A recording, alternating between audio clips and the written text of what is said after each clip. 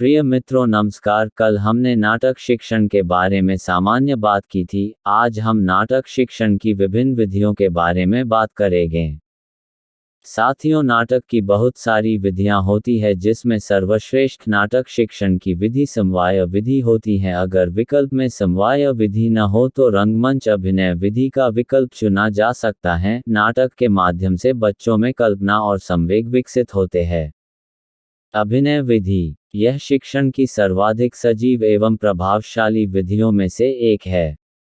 इसमें किसी घटना या पाठ्यवस्तु को जीवित रूप में प्रदर्शित करके छात्रों की सृजनात्मक शक्तियों का विकास किया जा सकता है और इससे छात्रों को स्वक्रिया द्वारा शिक्षा प्राप्त करने के पर्याप्त अवसर भी मिलते हैं। यह विधि छात्रों में आत्मविश्वास तथा आत्माभिव्यंजन की शक्तियों का विकास करती है। मित्रों, नाटक शिक्षण में अभिनय विधि के दो प्रकार होते हैं, एक रंगमंच अभिनय विधि और दूसरी कक्षा अभिनय विधि है।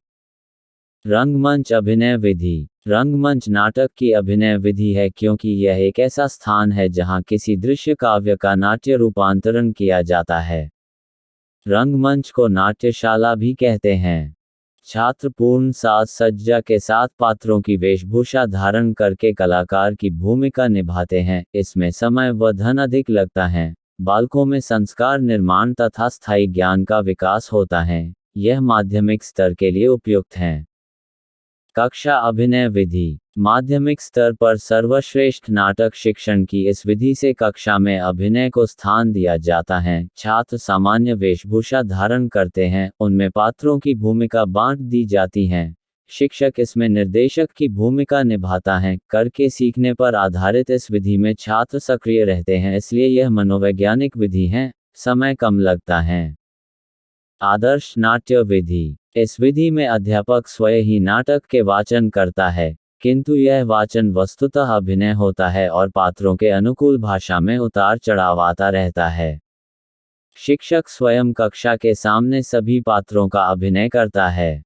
केवल शिक्षक सक्रिय होकर बालकों का विभिन्न हाव भाव से परिचय कराता है।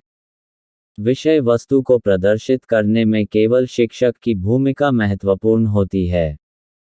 बच्चे केवल मुखदर्शक बनकर देख सुनकर मनोविनोद करते हैं। यह छोटी कक्षाओं के लिए उपयुक्त है। मनोवैज्ञानिक विधि है।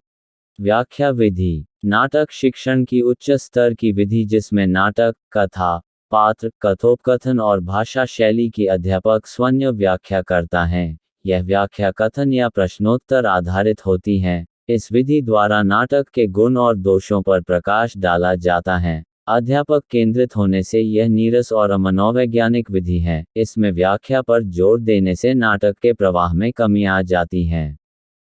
समवाय विधि, यह नाटक शिक्षण की सर्वश्रेष्ठ विधि है जिसमें नाटक शिक्षण की सभी प्रक्रियाओं, विधाओं का मिश्रण करके नाटक शिक्षण का अध्यापन करवाया जाता है। इसमें वाचन, अभिनय और व्याख्या निहित रहती हैं। शिक्षक और छात्र मिलकर नाटक शिक्षण का अध्ययन करते हैं, इसलिए इसे संयुक्त विधि भी कहते हैं। विभिन्न उत्सवों पर इसका प्रयोग होता है। साहित्यिक व कलात्मक रुचि को चरितार्थ करती यह विधि मनोवैज्ञानिक विधि है।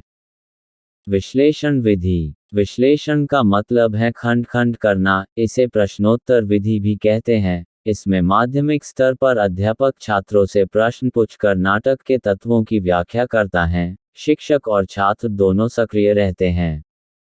समीक्षा विधि, इस विधि द्वारा उच्च कक्षाओं में प्रश्नोत्तर, व्याख्या और कथन के माध्यम से नाटक के तत्वों की समीक्षा की जाती है।